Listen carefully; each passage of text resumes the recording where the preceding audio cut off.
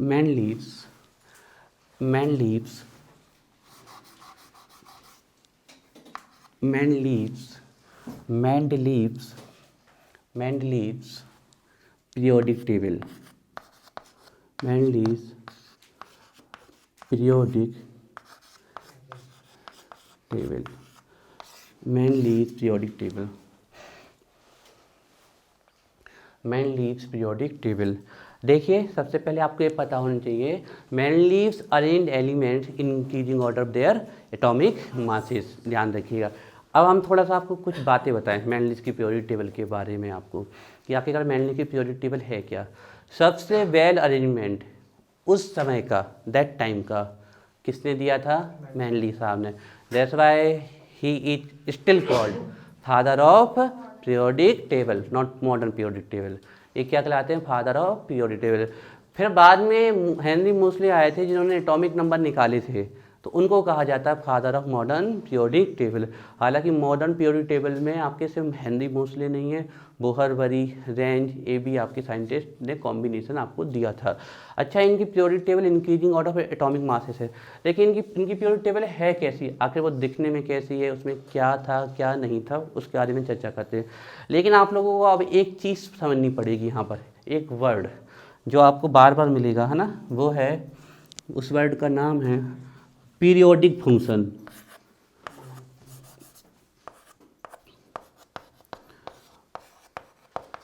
Periodic function, periodic function या इसी को कह देते हैं periodicity.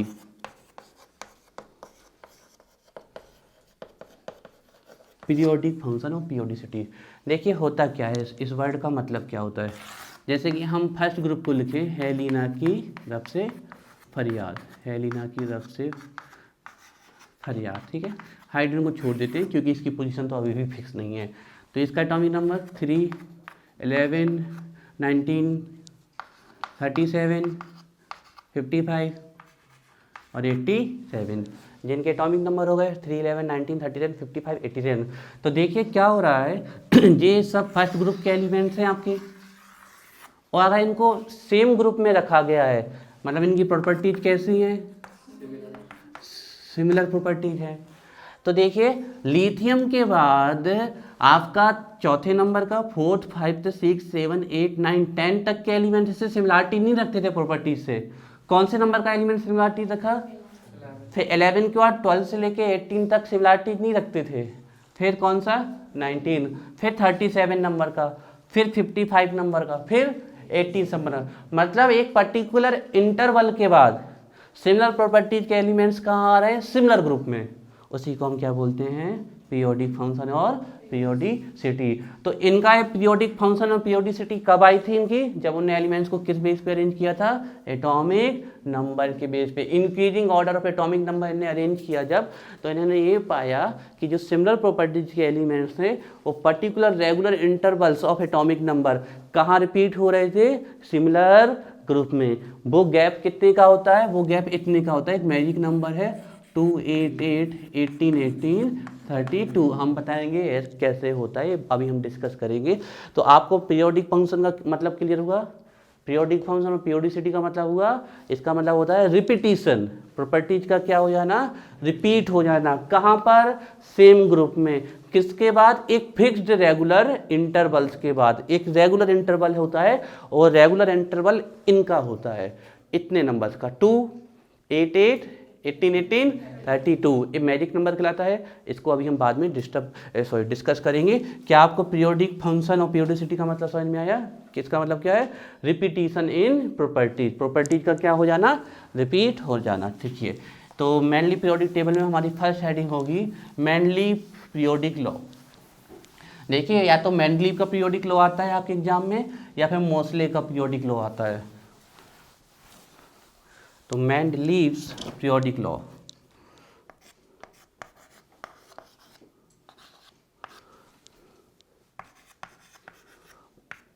Mendeleev's periodic law, Mendeleev periodic law लिखिए। According to this the physical, according to this, the physical and chemical, the physical and chemical properties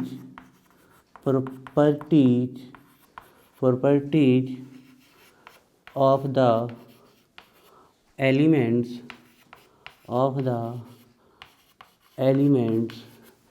according to this, the physical and chemical properties of the elements are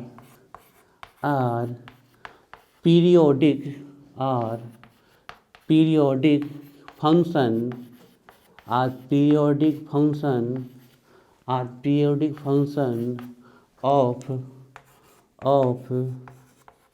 their atomic number,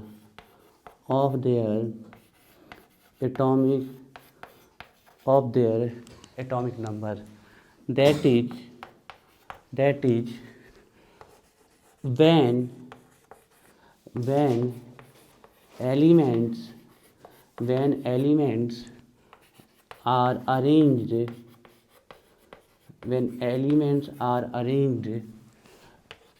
in increasing order of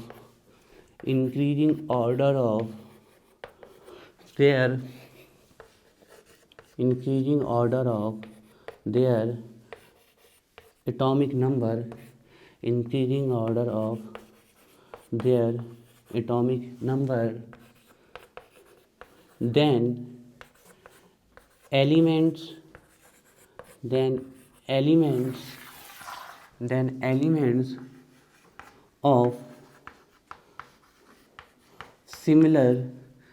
elements of similar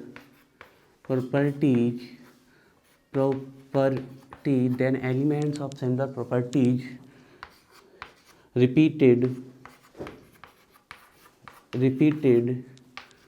in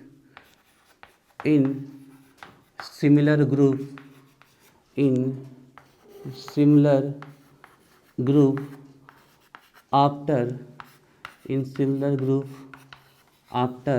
a regular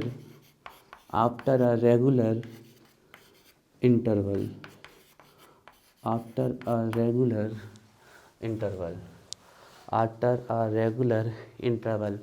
कुछ नहीं है, बिल्कुल रटने की जरूरत नहीं है। कोई भी प्रॉपर्टीज हो, वो सिमिलरिटीज क्यों पाई जा रही हैं? क्योंकि उनको किस बेस पे अरेंज किया गया है? Increasing order of atomic number. अब पीरियोडिक फंक्शन का मतलब हमने मतलब समझाया ना अभी, सिमिलरिटी इन प्रॉपर्टी। तो इनने एटॉमिक नंबर लिख दिया हमने, गलत कर दिया, सही करो।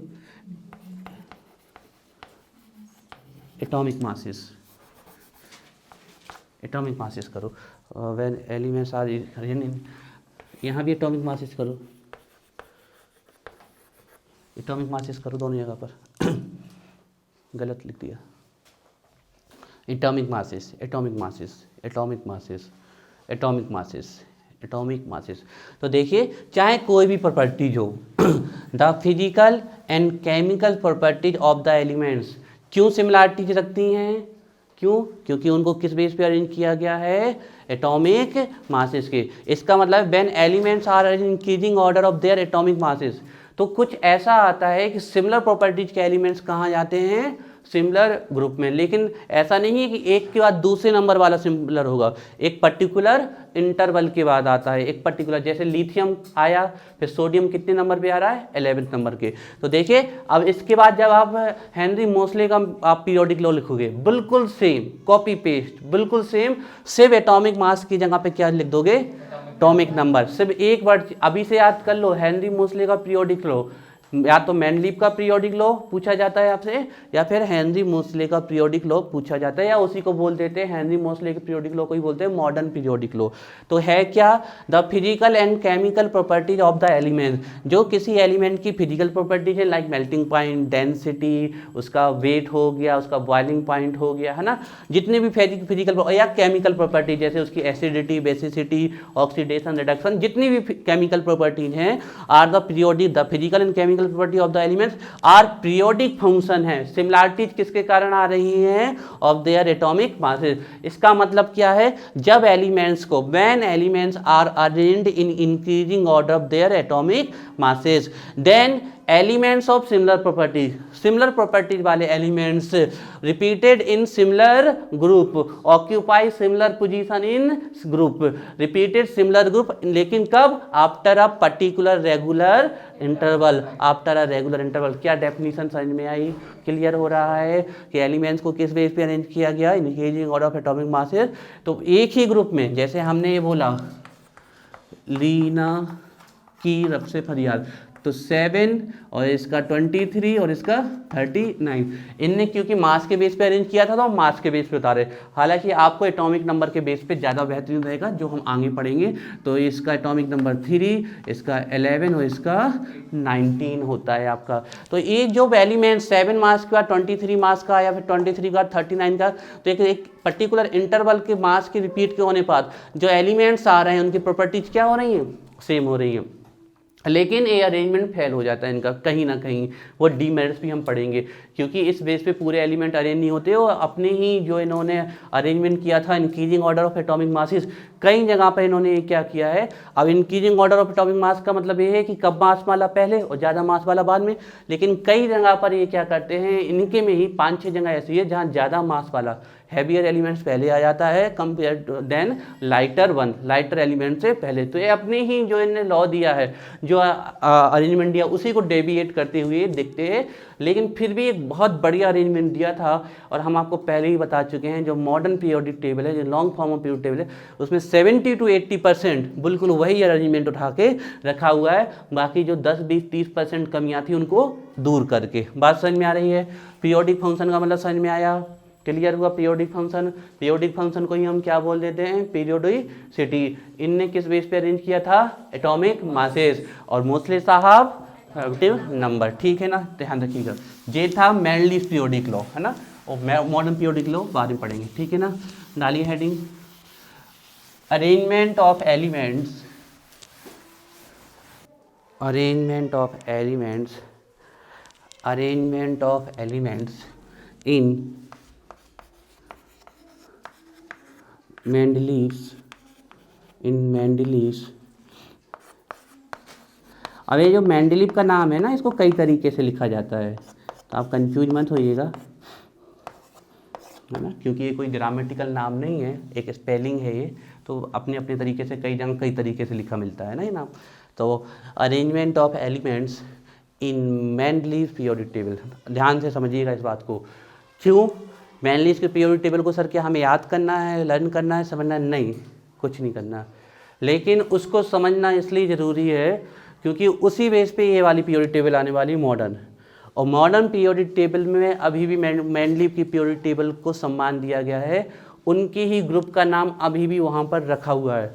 तो हमें पता होना चाहिए कि मॉडर्न पीरियोडिक टेबल में जो मेंडलीव के पीरियोडिक टेबल के ग्रुप्स रखे गए उनका नाम क्या था, और वो बड़ा आसान हो जाएगा जब आप इनकी पीरियोडिक टेबल को समझ लेंगे, ठीक है ना। मेंडलीव पीरियोडिक टेबल में हमें समझना है, तो फर्स्ट पॉइंट लिखेंगे इसमें, फर्स्ट पॉइंट डालिए, total number of groups, total number of groups. ध्यान रखिएगा इनके में टोटल नंबर ऑफ ग्रुप्स थे 9, कितने थे, 9, ध्यान रखिएगा। लेकिन वो 9 कैसे होते हैं, 0 to 8, नॉट 1 to 9। बात समझ में आ रही है क्या? टोटल ग्रुप्स कितने थे, 9, लेकिन 9th नंबर का ग्रुप नहीं था, 0 to 8। तो 0 to 8 काउंट करोगे कितने ग्रुप्स हो जाएंगे, 9। ध्यान रखिएगा टोटल ग्रुप्स थे इनके में 9, ये बात ध्यान रखिएगा, 9 ग्रुप्स थे टोटल, टोटल ग्रुप्स आर 9, लेकिन कहाँ से 9? 0 to 8। अब देखिए कैसे दिया था इन्होंने ग्रुप्स को नाम, फर्स्ट, सेकेंड, थर्ड, लिखते चलना है बिल्कुल, फोर्थ, फिफ्थ, सिक्स, सेवेंथ, और फिर आपका ये 8, और फाइनली यहाँ पर 0 जो था इनर्ट गैस का या नॉवल गैस का, इनर्ट और नॉवल गैसेस रखी गई थी यहाँ पर। बड़े ध्यान से समझना है इन बातों को, ध्यान से समझना है। क्या जो 1 to 7 थे, जो 1 to 7 थे, इनको फर्दर सब ग्रुप में डिवाइड किया गया। ये हमारे क्या थे? ग्रुप। ये हमारे क्या थे? Group. They are the group, या ग्रुप्स कर लो आप, ठीक है, ये ग्रुप्स थे।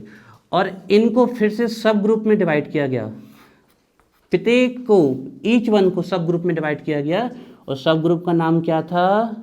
ए बी। समझिएगा हम क्या कहना चाहते हैं, समझना बहुत जरूरी है यहाँ पर, ध्यान रखिएगा। तो फर्स्ट ग्रुप के 2 सब ग्रुप कौन थे? First A and first B. Second group के 2 सब ग्रुप कौन थे? Second A and second B. Third group, fourth group, fifth group, sixth group, seventh group के सेम सेकेंड आपका ए एंड बी। बात समझ में आया कि हर एक 8 नंबर का नहीं, सिर्फ शुरू के 7 ग्रुप्स को फर्दर किस में डिवाइड किया गया था? 2 सब ग्रुप्स में।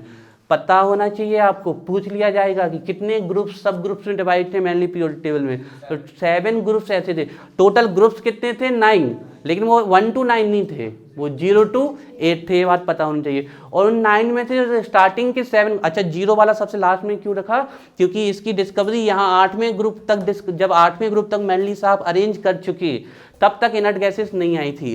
बाद में इनर्ट गैसेस आई तो उनसे कहा गया भैया कोई जगह दे दो, उन्होंने कहा हमारे पास नहीं है, तो उन्होंने कहा हमारे पास 0 नंबर की जगह है, वो हम दे देते। तो उन्होंने कौन सी जगह दी थी? 0 पोजीशन। तो 0 पोजीशन को 1 के पहले क्यों नहीं रखा गया, यहाँ क्यों रखा गया, वो हम बाद में बताएंगे आपको ऐसा क्यों हुआ है, ठीक है। पहले ये बात ध्यान से समझ में आई। टोटल ग्रुप्स कितने? 9। स्टार्टिंग के जो 7 ग्रुप्स थे उनको कितने सब ग्रुप्स में डिवाइड किया गया? 2 सब ग्रुप। हर एक के सब ग्रुप का नाम क्या था? A and B. और ये जो 8वें नंबर का ग्रुप था, आप ध्यान रखिएगा, ए एंड बी बिल्कुल सिमिलर रखे हुए हैं आपके पीरियोडिक टेबल में, आप देख सकते हो। ये रखा हुआ है फर्स्ट ए, ये रखा हुआ है सेकेंड ए, फिर ये थर्ड ए, और फिर ये देखो फर्स्ट बी, सेकेंड बी रखे हुए है ना। तो ये कहाँ से आए हैं उठ के? मैन लीव की पीरियोडिक टेबल से। इसको पूरा हम डिजाइन करेंगे आपके सामने, लेकिन हम आपको जो कह रहे हैं वो ध्यान रखना है। और ये जो 8वें नंबर का ग्रुप था, जो 8वें नंबर को ग्रुप था, इसको, इसमें सीधे 3 ग्रुप, इसमें सब में कितने थे? 2 सब ग्रुप, लेकिन इसमें 3 सब ग्रुप बनाए गए, और प्रत्येक ग्रुप सब ग्रुप में कितने एलिमेंट्स थे? 3 एलिमेंट्स थे, 3। तो टोटल कितने एलिमेंट्स थे इसमें? 9 एलिमेंट्स थे, 9। पीरियोडिक टेबल लिए कोई अभी? कोई पीरियोडिक टेबल लिए अभी? वहाँ नहीं, यहाँ पर दिखानी है हमें। कोई लिए है? कोई नहीं लिए। चलो यहाँ देखो, अब देखो 8वें नंबर का जो ग्रुप है, यहाँ देखो ध्यान से, जो 8 नंबर का ग्रुप था उसमें कितने सब ग्रुप थे? 3। और प्रत्येक सब ग्रुप में कितने एलिमेंट्स थे? 3 थे। ध्यान रखिएगा, कौन सा ऐसा ग्रुप था मैन लीव की पीरियोडिक टेबल में जिसको फर्दर 3 सब ग्रुप्स में डिवाइड किया गया? ग्रुप 8। बिल्कुल सेम उठा के रखा गया, आप चेक कर सकते हो। ये है 8 नंबर का, ये 8 नंबर का देखो, इसमें ऊपर से लिखा हुआ है ए लाइन खींची गई। कितने सब ग्रुप में किया गया है? 3 में किया गया है ना। बात समझ में आ रही है? कितने थे?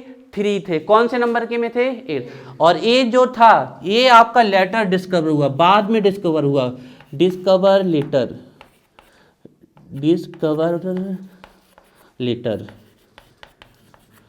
ये बाद में आपका डिस्कवर हुआ, पहले इसकी डिस्कवरी नहीं हुई थी। तुम्हें वहां से दिखता नहीं है बेटा, फिर कैसे समझ में आएगा? दिख रहा है कैमरे में?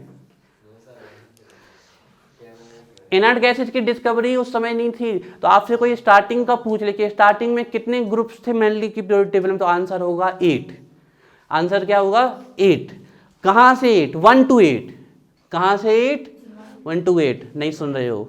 स्टार्टिंग में कितने ग्रुप्स थे मैन लीव की पीरियोडिक टेबल में? 8 थे। कौन सा नहीं था?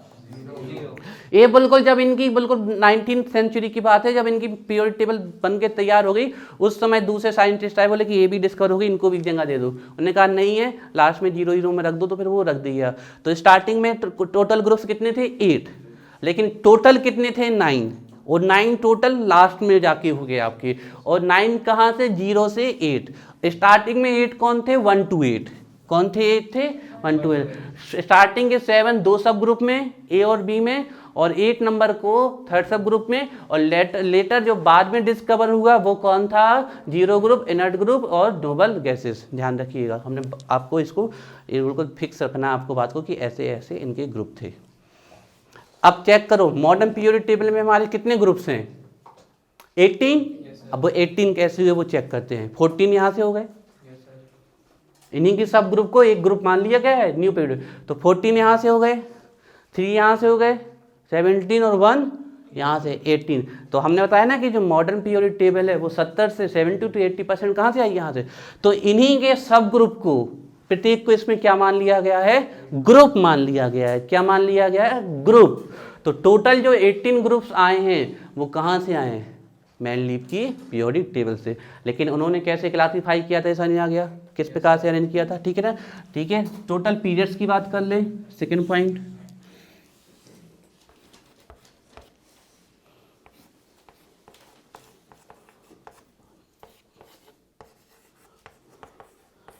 टोटल पीरियड्स थे 7, ठीक है, ये ध्यान रखना है आपको, जो अभी भी 7 है।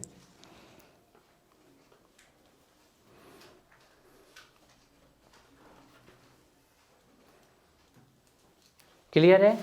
टोटल पीरियड्स थे 7। बन जाएगा यहाँ तक। अब इनकी पीरियोडिक टेबल की खासियत देखनी है, मेरिट्स, है ना। बहुत क्वेश्चन आते हैं वहाँ से।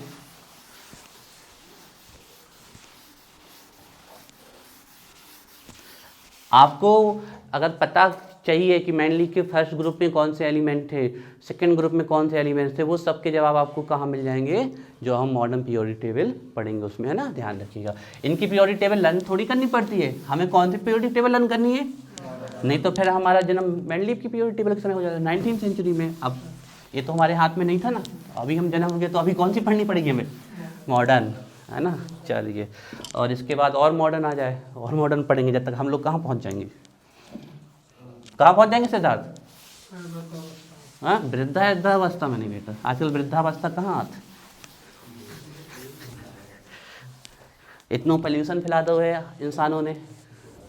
हाँ, तुम लोग अगर चाहो तो हो सकता है, अगर आज की पीढ़ी सही हो जाए तो हो सकता है। अच्छा, हमारे पता है ना, हमारे भारत देश की एक खासियत है और एक खराबी है। एक खासियत है कि हम लोग संस्कारी हैं, दूसरी बुराई है कि अंधविश्वासी हैं। ये हमारे यहाँ की सबसे ज़्यादा बुराई है। अब हम इस पर कमेंट करना नहीं चाहेंगे, आप लोग सब जानते हैं, है ना। संस्कारी एक खासियत, लेकिन अंधविश्वास इतना ज़्यादा है कि उसके लिए पानी को गंदा कर देते हैं, सब कचरा अचरा बटोर के सिराते हैं वाटर में, उसको गंदा कर देते हैं। अब और कमेंट करना नहीं चाहेंगे, नहीं तो फिर वो उसमें क्या हो जाएगा, आलोचना चालू हो जाएंगी। खुद समझदार हो आप लोग, समझना। और पता है ना, ऐसी ऐसी बातें कर देते हैं जैसे एक छोटा सा बच्चा भी समझ जाए कि ये नहीं होना चाहिए, लेकिन वो होता है। और अगर उसको हटा दो तो कहो भारत को भूकंप आ जाए, ऐसा समझ रहे हो हम क्या कहना चाहते हैं। छोटी छोटी ऐसी बातें हैं जैसे एक मासूम बच्चा भी समझ जाए कि ये नहीं होना चाहिए, लेकिन वो होता है। तो तुम लोग कोशिश करना कि तुम लोग आगे जाके इन चीज़ों में ना बेदो, है ना। थोड़ा सा कोशिश करना कि अपने लेवल, अच्छा तुम लोग कुछ सुधार मत करना, सिर्फ गड़बड़ मत करना, बस उतना ही बहुत है ना। नहीं, हम क्या कह रहे हैं, हमारे भारत देश के जो वासी हैं वो सिर्फ एक काम छोड़ दें, गड़बड़ करना, सुधार ना करें, गड़बड़ करना छोड़ दे। सब अपने आप प्रकृति में इतनी ताकत है, हम सिर्फ भारत देश की बात नहीं करेंगे, पूरी दुनिया में ही ऐसा है। फिर भी हम दूसरे देशों से काफ़ी अच्छे हैं, वो तो और न जाने कहाँ चले गए। अपने यहाँ कलयुग है तो उनके यहाँ जाने वहाँ कलयुग चल रहा है, ठीक है। तो आप लोग सिर्फ गड़बड़ ना करना, हमारे नेचर में इतनी ताकत है कि वो अपने आप को स्वयं मेन्यू फिर से क्रिएट कर सकती है, लेकिन हम गड़बड़ ना करें, हम रास्ते का कचरा ना उठाएं, बस कचरा डालें ना, इतना काम कर लें। हम चीज़ों को गड़बड़ ना करें तो वो अपनी आप कैसी हो जाएंगी, सही मान जाओ तुम, हाँ मान जाओ, ना मानो? हाँ काय ना मानो बेटा? क्यों नहीं मानोगे? अच्छी बात है जो कही अभी अभी अभी। आप घर यहाँ नहीं थे क्या? आप प्रेजेंट बॉडी एब्सेंट माइंड। कान ज्यादा जोर से बांध लिए क्या बेटा? Total period 7। चलिए डालिए हेडिंग प्रॉपर्टीज ऑफ मेरिट्स। हाँ मेरिट्स ही डाल दो बेटा। Merits of mainly period table. चलो ठीक है, हो गया है ना, लेकिन फिर भी हमारा देश सबसे प्यारा है ना, ये ध्यान रखिएगा। जहाँ जन्म लिया उसको सबसे ऊपर, बाद में बाकी सब कुछ। Merits of Mendeleev periodic table. Merits of Mendeleev's periodic table. Merits of Mendeleev periodic table. तो इनकी पीरियोडिक टेबल की खासियत क्या थी? तो सबसे पहली खासियत थी कि पहले बार दूसरे साइंटिस्टों को एक अरेंजमेंट मिल गया, उनको जाके कहीं घूमना फिरना नहीं पड़ा, उनको एक वेल अरेंज एलिमेंट्स की टेबुलर अरेंजमेंट मिल गया। उसमें जाके वो, हालांकि हम कह सकते थे कुछ कमियां थी लेकिन अच्छाइयाँ बहुत ज़्यादा थी। उसी अच्छाइयों के लिए उन्होंने मैंडली साहब को धन्यवाद दिया कि चलो भैया हमारा जो सालों में काम होता था अब वो मंथ में होने लगा, या वीक्स में होने लगा, या डेज में होने लगा, क्योंकि आपने हमें क्या प्रोवाइड कर दिया, एक अरेंजमेंट प्रोवाइड कर दिया। तो इनके कारण क्या सरल हो गया? स्टडी, एलिमेंट्स की स्टडी इनके कारण क्या हो गई? सरल हो गई। अगर सरल नहीं होती तो अभी ये भी मॉडर्न पीरियोडिक टेबल भी नहीं होती। दूसरा जो रिसर्च के काम हो रहे थे वो भी क्या हो गए? सिंपल हो गए, है ना। तो ये इनकी नॉर्मल प्रॉपर्टीज है। तो फर्स्ट पॉइंट लिखिए,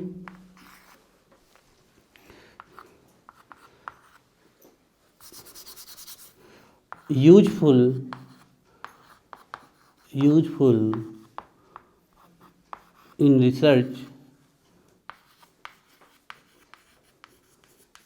इन रिसर्च, एंड स्टडी। किसके लिए यूजफुल थी? खोज काम में और पढ़ाई वढ़ाई के काम में जो एलिमेंट की कर रहे थे। तो useful in research and study. Second property बहुत इम्पॉर्टेंट है, वेरी वेरी इम्पॉर्टेंट है,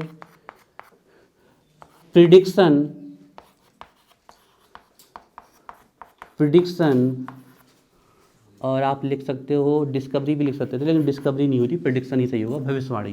prediction of new elements, prediction of new elements called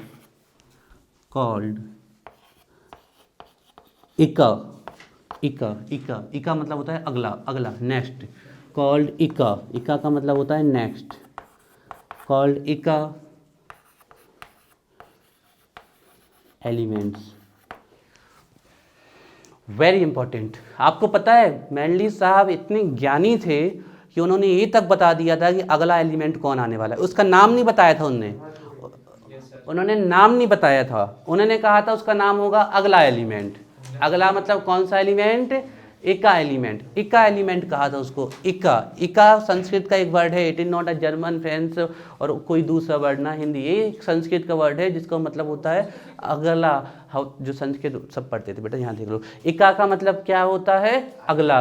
तो उन्होंने नए एलिमेंट्स की भविष्यवाणी कर दी थी और नए एलिमेंट्स को क्या नाम दिया गया था? इका एलिमेंट्स। देखिए तो कौन कौन से नए एलिमेंट की खोज की थी उनने, यहाँ आवाज़ नहीं, देखिए कौन कौन से नए एलिमेंट्स की उन्होंने खोज की थी। उन्होंने खोज की थी इका एल्यूमिनियम। इसका मतलब क्या हुआ? What is the mean of इका एल्यूमिनियम? एल्यूमिनियम का अगला, मतलब एल्यूमिनियम के बाद कौन सा एलिमेंट आएगा? अगला। उसका नाम क्या रखा उनने? इका एल्यूमिनियम। अब वो अगला एलिमेंट क्या था? उनने देखिए एल्यूमिनियम तो डिस्कवर हो चुका था, लेकिन अगले एलिमेंट का नाम नहीं बताया उन्होंने कहा अगले एलिमेंट का नाम होगा इका एल्यूमिनियम, मतलब एल्यूमिनियम के बाद का एलिमेंट, लेकिन उसका प्रॉपर नाम आ चुका है, उसको हम बताएंगे। तो इका एल्यूमिनियम था आपका। इसके बाद आपका इका सिलिकॉन था, इका बोरॉन था, एका मैंगनीज था, एका। तो देखिए एका एल्यूमिनियम जो था उस एलिमेंट का अभी नाम क्या है, गैलियम। क्या नाम है उस एलिमेंट का, गैलियम। लेकिन गैलियम को मेंडली साहब ने क्या कहा था, एका एल्यूमिनियम। एल्यूमिनियम के बाद जो सिलिकॉन के बाद अगला एलिमेंट था वो कौन था, अरे जर्मेनियम की खोज की थी, लेकिन बोरोन के बाद का नहीं चलेगा पता वहाँ से देखने से, ठीक है। जो बोरोन के बाद जो अगला एलिमेंट उन्होंने डिस्कवर किया था वो था स्कैंडियम, और मैंगनीज के बाद जो अगला किया था वो था टेक्नीशियम। ये बहुत ही इंपॉर्टेंट है भैया, पूछ लिया जाता है कि एका एल्यूमिनियम किसे कहते हैं, किसको कहते हैं, गैलियम को। पूछ लिया जाता है एका सिलिकॉन किसे कहते हैं, जर्मेनियम को। पूछ लिया जाता है एका बोरोन किसे कहते हैं, स्कैंडियम। पूछ लिया जाता है एका मैंगनीज किस, हाँ हाँ वो उनकी प्रॉपर्टी था, उनने यहाँ से यहाँ कनेक्ट किया था। ये अगला का मतलब उस समय उनकी प्योर, इसको देख रहे हो ना आप, उनकी प्योरिटी टेबल देखोगे तो बोरोन, और फिर यहाँ पर कौन सा आपका स्कैंडियम। तो आप मॉडर्न को देख रहे हो, आप किसको देख रहे हो, मॉडर्न को। हाँ हट जा रहे बेटा। देखो अब इसको याद कैसे करें, manganese technique, Alka Gayatri Sita Gita BSc MTech, ऐसे आप क्या कर रहे हो, अलका गायत्री सीता गीता बीएससी एमटेक। अलका गायत्री लिख लो जल्दी से अपनी कॉपी में, trick, Alka Gayatri Sita Gita BSc MTech. Manganese technetium, manganese technetium, manganese technetium, manganese technetium हो गया। ट्रिक क्या है, हाँ तो एम एन तो है बेटा, एम एन है, not M, M N.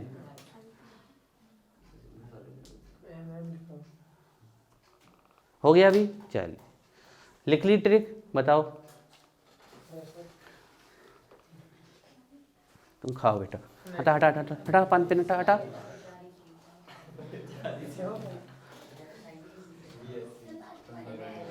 MTech. देखो अलका गायत्री और सीता गीता ने कौन सी क्लास पढ़ी है, बीएससी पढ़ी है, और साथ में क्या किया है, एमटेक। बीएससी किया है और एमटेक किया है, आपका एमटेक किया है, तो एमएन ध्यान रखना वहाँ पर। अलका गायत्री सीता बीएससी एमटेक किया है, तो अलका गायत्री सीता गीता ने बीएससी एमटेक। अब इससे बेहतरीन टिक नहीं हो सकती। एका एल्यूमिनियम गैलियम, एका सिलिकॉन जर्मेनियम, एका बोरोन स्कैंडियम, एका मैग्नीज टेक्नीशियम, ठीक है ना। तो इन्होंने क्या कर दी थी, नए एलिमेंट्स की भविष्यवाणी। एका का मतलब क्या होता है, अगला, नेक्स्ट। एल्यूमिनियम का नेक्स्ट, हाँ नहीं बस इतने ही थे, जितने थे पूरे बता दे। हाँ हाँ हाँ, जगह जगह छोड़ी थी, स्पेस छोड़ा। हाँ अभी और पढ़ा रहे।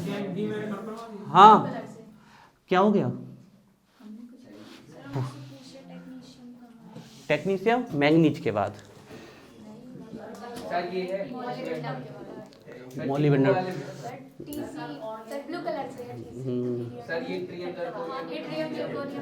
अरे ऐसे नहीं है,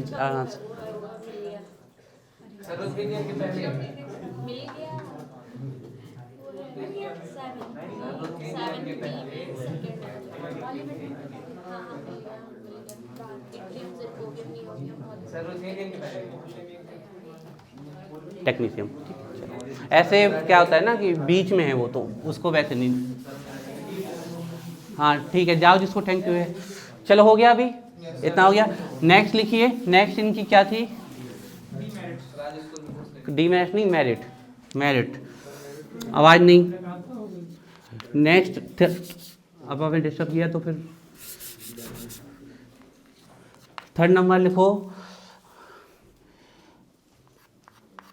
इन करेक्शन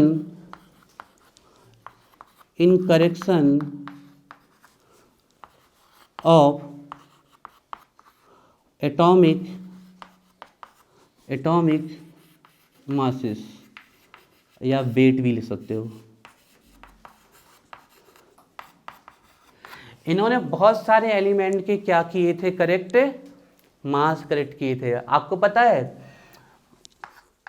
बोरोन का एटॉमिक मास कितना है, 9, लेकिन मैनली किस समय ये मास बोरोन का पता है कितना था, 13 था। अच्छा अब हम देखें तो कार्बन का क्या होता है 12 और नाइट्रोजन का क्या होता है 14, तो बोरोन को जगह कहाँ मिलनी चाहिए थी, कार्बन एंड नाइट्रोजन की पहले मिलनी चाहिए थी, लेकिन आप देख लो इसको जगह कहाँ मिली हुई है, कार्बन के पहले मिली हुई है। मिलनी कहाँ चाहिए थी, कार्बन के बाद और नाइट्रोजन के पहले, लेकिन बैगन आलू गाजर इन थैला है यार, काशी जी संत प्रभु। तो फिर तो मेनली साहब की पीरियोडिक टेबल गलत हो जाती ना, क्योंकि उन्होंने increasing order of atomic mass arrange किया है। यहाँ तो इंक्रीजिंग फेल हो रहा है। 12 के पहले 12th के पहले क्या आ गया 13, होना क्या चाहिए था 12th के बाद। तो ये 13 नंबर का जो एटॉमिक मास उस समय बोरोन का था वो क्या था, गलत था। उनने इसको करेक्ट किया था। होता कितना है इसका 9। कैसे निकाले जाते थे उस समय एटॉमिक मास, है ना। तो इन्होंने किन किन एलिमेंट्स के एटॉमिक मास करेक्ट किए थे वो भी आपको लिखने हैं। तो देखिए जो एटॉमिक मास थे उनको कैसे करेक्ट किया गया। तो एटॉमिक मास इक्वल होता था इक्विवेलेंट मास इनटू बैलेंसी। ये फॉर्मूला था एटॉमिक मास निकालने का, नोट करते चलिए। एटॉमिक मास इक्वल था इक्विवेलेंट मास, या एटॉमिक वेट इक्वल था इक्विवेलेंट मास या इक्विवेलेंट वेट भी ले सकते हो इनटू बैलेंसी। तो देखिए पहले रॉन्ग 1 लिख रहे हैं, गलत वाला ना, रॉन्ग वन देखें हम तो आपके रॉन्ग 1 ऐसा था कि जो एटॉमिक मास निकाला गया बोरॉन के लिए, तो बोरॉन का जो इक्विवेलेंट मास था वो 4.5 था।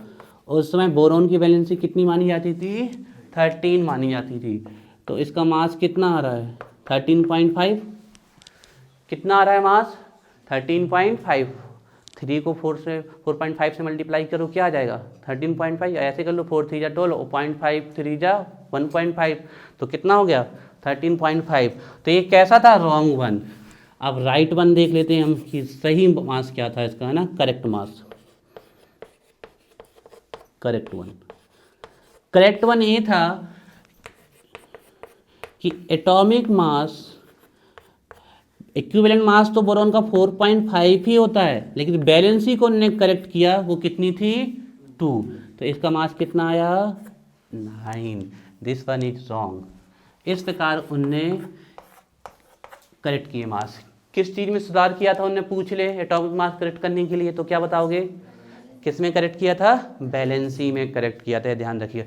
अब कौन कौन से ऐसे एलिमेंट हैं जिनके एटॉमिक मास उन्होंने सही किए, तो देखिए वो क्या था।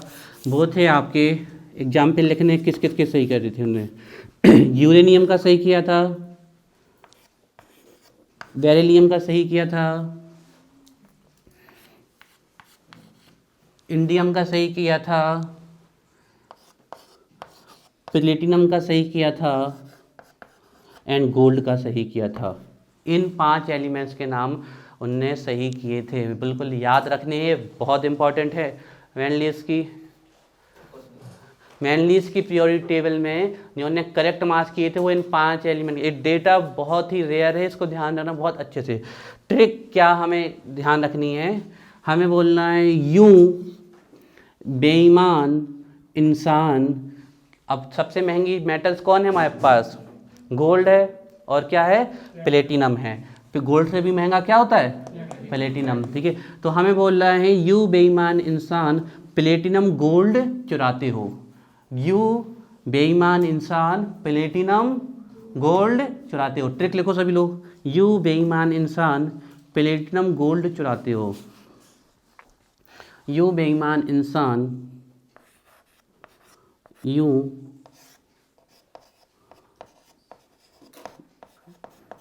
बेईमान इंसान प्लेटिनम गोल्ड चुराते हो। यू बेईमान इंसान प्लेटिनम गोल्ड चुराते। उसकी क्या थी, Alka Gayatri Sita Geeta BSc MTech। You बेईमान इंसान प्लेटिनम गोल्ड चुराते हो, ठीक है। जो इसकी होगी मेरिट्स, कल इसकी हम क्या करा देंगे डीमेरिट्स। 5 मिनट बचे तो चलो करो, कर लो अब क्या है, जब सिद्धार्थ की पढ़ने की इच्छा है। हाँ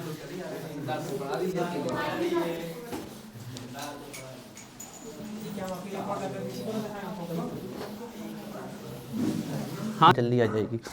चलिए, हमने कल मेरिट्स लिख ली थी। मेरिट्स में दो जरूर याद रखना, बहुत इंपॉर्टेंट हैं, जो एक का एलिमेंट थे, अलका गायत्री सीता गीता BSc M.Tech, याद है ना, ध्यान रखना, बहुत ही इंपॉर्टेंट है। और जो करेक्शन किया था उन्होंने एटॉमिक मासेस ऑफ जो न्यू एलिमेंट्स का, वो थे आपके यू बेईमान इंसान गोल्ड प्लेटिनम चुराते हो, यूरेनियम था आपका, यूरेनियम, बेरिलियम, इंडियम था आपका, गोल्ड एंड प्लेटिनम। ये ध्यान रखिएगा, बहुत इंपॉर्टेंट डेटा है। ये तो क्या हो गई थी उनकी मेरिट्स, खूबियाँ। अब कुछ कमियाँ देखते हैं, डालिए हेडिंग डी में, फिर मॉडर्न पीरियोडिक टेबल में आते हैं। डी मेरिट्स,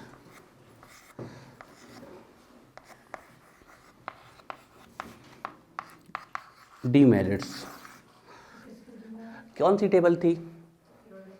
नहीं, किसकी थी कल? मैनलीव की, तो उसी की डी मेरिट्स है। डी मेरिट्स तो देखिए, ये वाली डी मेरिट्स जो है वो स्टिल भी प्रेजेंट है आपकी। ना तो उस समय हाइड्रोजन की कोई डेफिनेट पोजीशन थी, ना आज ही कोई हाइड्रोजन की डेफिनेट पोजीशन है। मेनली इसको दो ग्रुप में माना जाता है, ग्रुप फर्स्ट एंड ग्रुप 17, क्यों, है ना? तो लिख लीजिए, नो डेफिनिट, हाँ पहला point, position of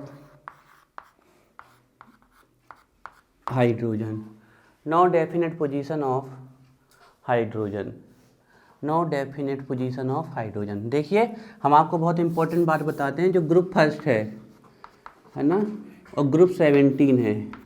group first मतलब कौन सा? Alkali metals. क्यों एल्केली कहते हैं थोड़ी देर में बताएंगे, एल्केली मेटल। और ग्रुप 17 मतलब हेलोजेंस। कौन है? Halogen, fluorine, chlorine, bromine, iodine, astatine. Astatine कितने पे आना था दीपक? तो फिर कितने लेट कैसे हो गए? कहाँ, यहाँ से जाओगे? यहाँ से निकल जाने देंगे ना वो लोग, जाओ करने देंगे, थोड़ा सा एडजस्ट हो जाए करो, उसको संकोच होता है जाने में। चलो, ग्रुप फर्स्ट एल्केली मेटल्स। अब देखिए, इसको ग्रुप फर्स्ट में रखा गया है हाइड्रोजन को, हालांकि ग्रुप फर्स्ट के सभी एलिमेंट मेटल है, और ये कैसा है? फिर भी रखा गया, बताते क्यों। और ग्रुप 17 में भी माना जाता है हाइड्रोजन को। इसका रीजन ये है, ग्रुप फर्स्ट की जो ऑक्सीडेशन, अब ऑक्सीडेशन स्टेट क्या होती है धीरे धीरे पता चल जाएंगे, कॉन्सेप्ट आएंगे रिडॉक्स रिएक्शन के, वहाँ बताएंगे। इसकी ऑक्सीडेशन होती है +1 एल्केली मेटल्स की, ठीक है ना, और हेलोजेंस की जनरल होती है -1। तो जो ये हाइड्रोजन है, ये +1 ऑक्सीडेशन स्टेट भी शो करता है एंड -1 भी शो करता है। तो इसी बेस पे इसको ग्रुप फर्स्ट का भी एलिमेंट माना जाता है, ग्रुप 17 का। ध्यान रखिएगा, दोनों का एलिमेंट माना जाता है। हालांकि इसको एल्केली मेटल्स के साथ रख दिया गया है, लेकिन वो उसकी डेफिनेट पोजीशन नहीं है। स्टिल अभी भी हाइड्रोजन की कोई डेफिनेट पोजीशन नहीं है। उसकी प्रॉपर्टी एल्केली, कभी कोई पूछ ले कि हाइड्रोजन की प्रॉपर्टी किससे रिसेंबल करती है, किससे सिमिलर शो करती है, तो आंसर होगा group first and group 17। Note करिए फर्स्ट। एक दफ़ा ये है कि जो हाइड्रोजन है ना, इसकी प्रॉपर्टी ग्रुप फर्स्ट के एलिमेंट से भी सिमिलर होती हैं, और जो ग्रुप 17 है उससे भी सिमिलर होती है। जैसे एक प्रॉपर्टीज का नाम है ऑक्सीडेशन स्टेट। ग्रुप फर्स्ट के एलिमेंट की जो ऑक्सीडेशन स्टेट होती है +1। ऑक्सीडेशन स्टेट से एक हम आपसे सिंपल पूछ ले कि वो कितने इलेक्ट्रॉन दे सकता है या ले सकता है, सिंपल में, बाकी डिटेल में बाद में बताएंगे। तो हाइड्रोजन +1 में भी जाता है, और हेलोजन जनरली -1 शो करते हैं। एक इलेक्ट्रॉन जी जनरली लेते हैं, सिर्फ एक नहीं लेते, और भी लेते हैं, लेकिन अभी आप एक ही समझ लो। तो ये -1 शो करता है, तो हाइड्रोजन भी -1 पे आता है। तो +1 में इनको एल्केली मेटल के साथ रखा गया है, और -1 में हेलोजन के साथ। मतलब इसकी प्रॉपर्टी दोनों से सिमिलर हैं, ये ध्यान रखिएगा। तो no definite position of hydrogen, hydrogen की कोई डेफिनेट, स्टिल ये मॉडर्न पीरियोडिक टेबल की भी डीमेरिट है। आप ये मॉडर्न पीरियोडिक टेबल में भी लिख सकते हो, अभी भी उसकी कोई डेफिनेट पोजीशन नहीं आई है, ध्यान रखिएगा, ठीक है। No definite position of hydrogen. Second लिखिए, अब नॉर्मल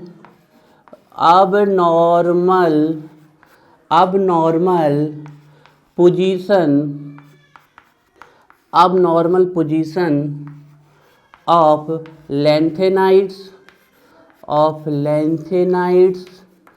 of lanthanides, इन्हीं को 4F सीरीज भी कहते हैं, लैंथेनाइड्स एंड एक्टिनाइड्स। एंड एक्टिनाइज, इनको 5F भी कहते हैं। और ये अभी भी ये लॉन्गेस्ट पीरियोडिक टेबल की भी, a long form of periodic table की भी ये आपकी डीमेरिट है। अभी भी इनकी कोई फिक्स पोजीशन नहीं आई है लेंथेनाइड्स एंड एक्टिनाइड्स की। अच्छा, कहाँ से लिए गए हैं लेंथेनाइड्स? लेंथेनम के बाद से।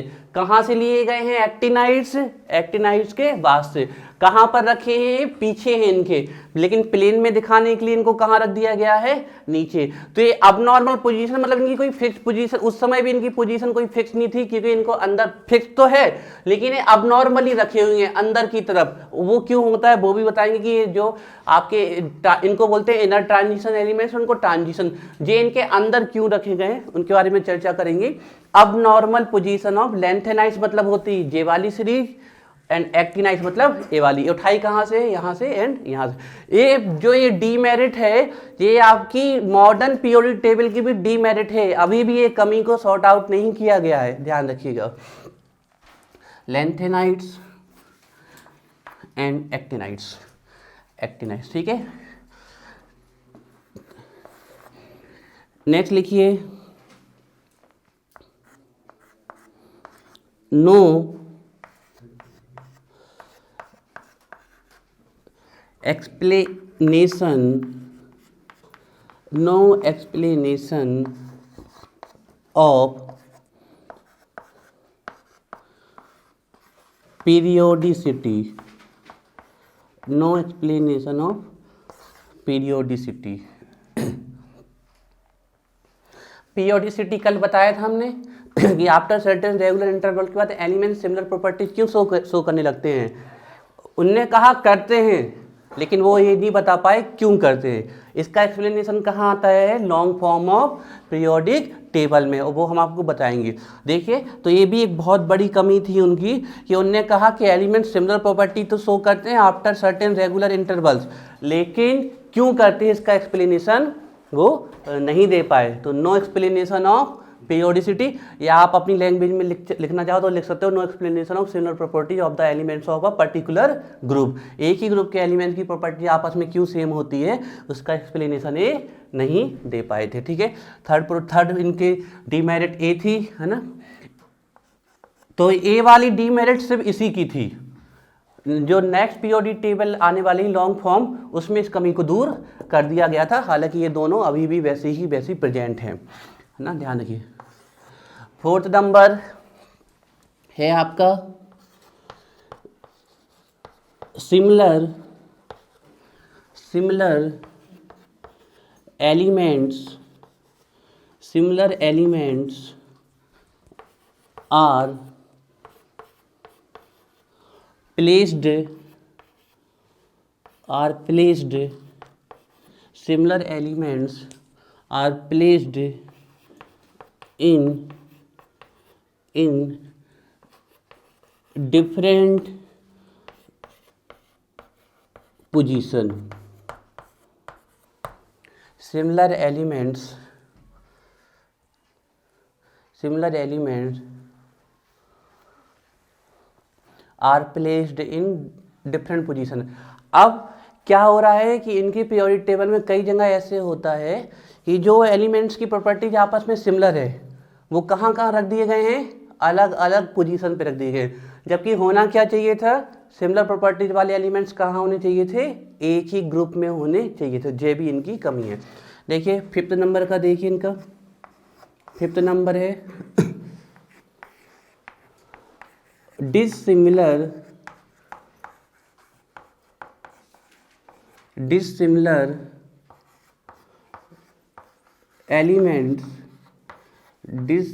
elements are placed in same group, या सेम पोजीशन भी लिख सकते हो।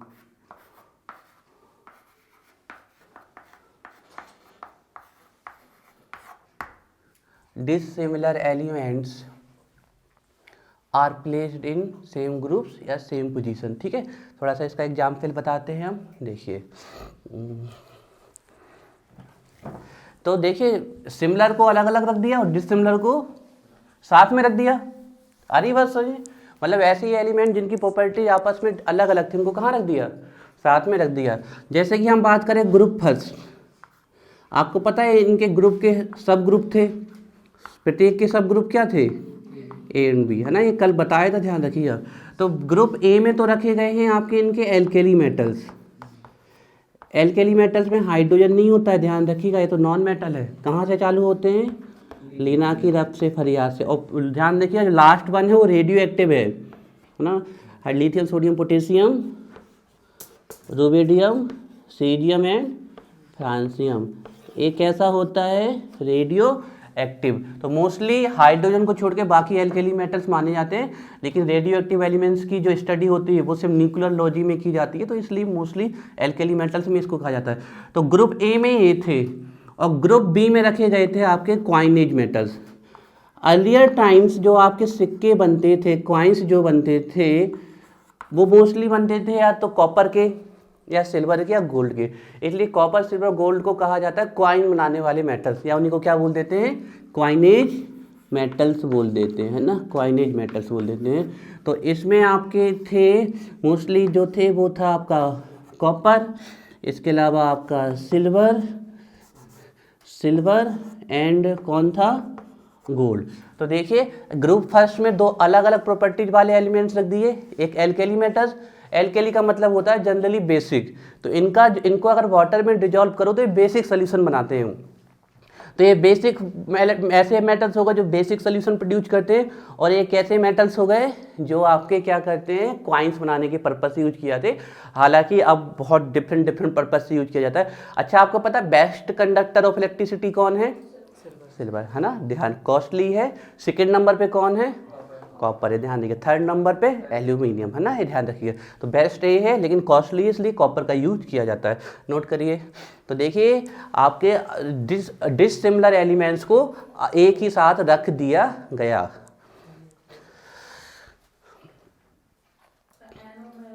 एनोमेलस मतलब होता है अब नॉर्मल, जे ही है, जे जो लिखा ना अब एनोमेलस हमने अभी इसलिए नहीं लिखा था कि आप लोगों को वर्ड अजीब लगेगा। अब नॉर्मल, एनोमेलस का मतलब होता है अब नॉर्मल। हाँ अभी 5 हुए, लिख लो फिर बताते हैं। सबसे इम्पोर्टेंट पॉइंट अभी इसका हमने नहीं लिखवाया, वो लिखवाते हैं।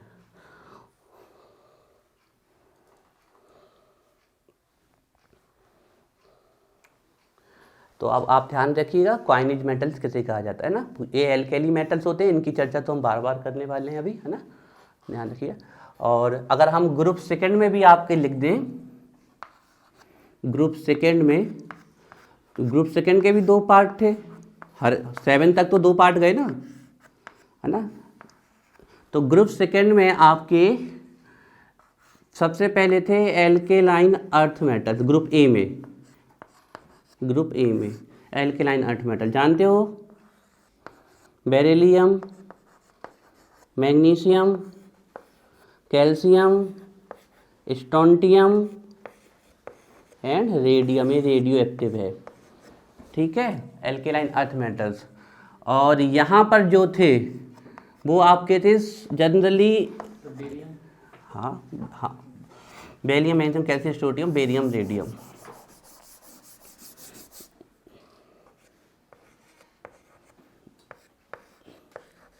ये रेडियो एक्टिव है, रेडियो एक्टिव, ठीक है। और इसमें जो रखे गए थे वो तो जिंक, कैडमियम एंड मरकरी, इनको रखा गया था। इनका कोई स्पेशल नाम नहीं है। इस खास बात है कि जिंक और मरकरी सॉफ्ट मेटल में आते हैं, इवन मरकरी लिक्विड, है ना, ध्यान रखिएगा।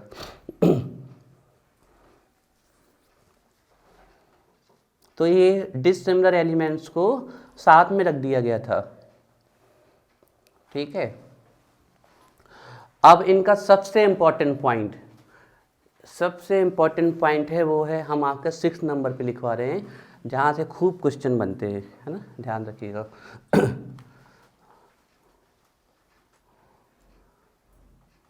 दोनों कवर कर रहे हैं, थ्योरी पर्पस भी कवर कर रहे हैं, कॉन्टेस्ट और एग्जाम पर्पस से भी कवर कर रहे हैं, तो हर पर्पस से हमारे नोट्स तैयार होने चाहिए, ठीक है।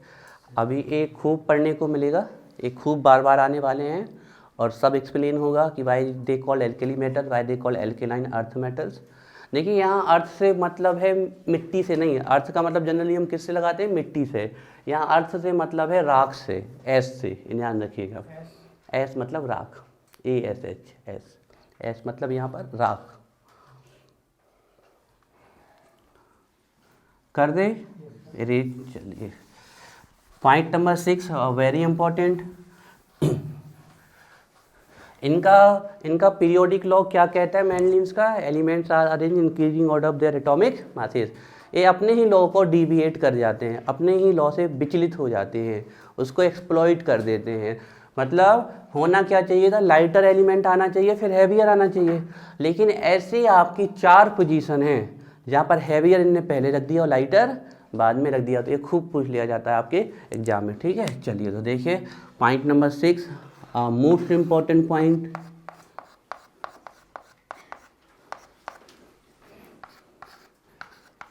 deviate from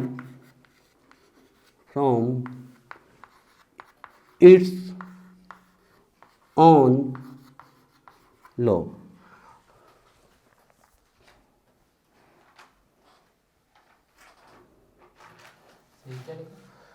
deviate, हाँ सही है, DEVIATE, deviate from its own law। अपने ही लॉ से वे क्या कर जाते हैं, डिविएट कर जाते हैं। स्लैश करके आप लिख सकते हो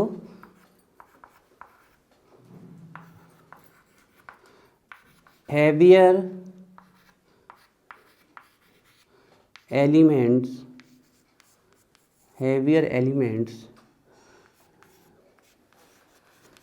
placed before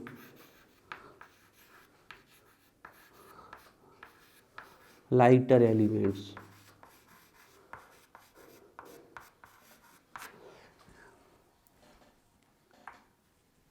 heavier element placed before lighter element। तो देखिए वो हैं आपके, बिल्कुल सिक्वेंस से लिख रहे हैं। देखिए जैसे हम एक का एग्जाम्पल बता देते हैं, आर्गन का मास कितना होता है 40 और पोटेशियम का कितना होता है 39। होना क्या चाहिए था, पोटेशियम पहले आना चाहिए था और आर्गन बाद में आना चाहिए था। तो ये हो गया आपका, देखिए पेयर बना दे रहे हैं हम, ये फर्स्ट पेयर ये हो गया आपका जो आपका डेविएट करता है इनकी लॉ से।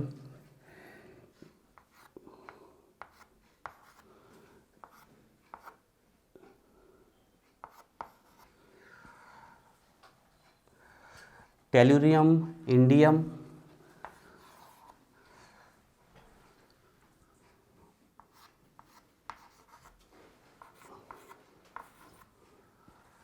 Thorium, protactinium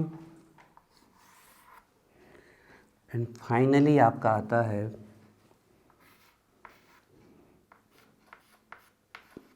cobalt nickel. Note करिए।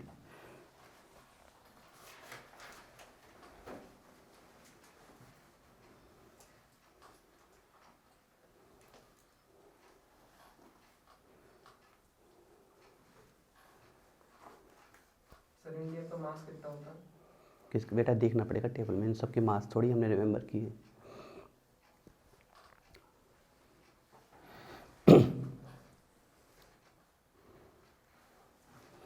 ट्रिक है, लिख लो।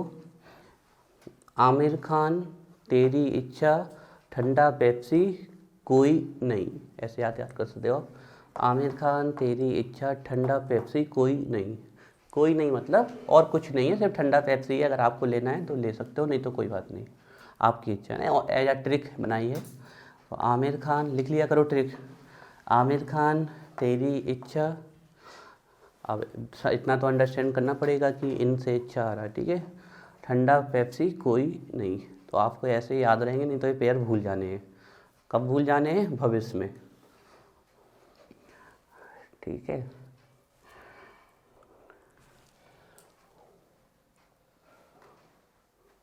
आमिर खान सबसे इम्पोर्टेंट इनका ड्रॉबैक्स है, ध्यान रखें। थोरियम, ठंडा पेप्सी, ठंडा पानी भी लिख सकते हो आप, ठंडा पानी, ठंडा पेप्सी, जो आपको अच्छा लगे। आमिर खान तेरी इच्छा ठंडा पानी कोई नहीं, या फिर ऐसे ही बोल सकते हो आमिर खान तेरी इच्छा ठंडा पेप्सी कोको कोला नहीं। देखिए एक बार हमें राइम मिल जाती है तो फिर उस राइम को एडजस्ट किया जा सकता है वैसा। ठीक है, तो ये आपके इसकी डिफरेंस हो गई। अब आ रहे हैं हम मॉडर्न पीरियोडिक टेबल में और long form of periodic table में। एब्सेंट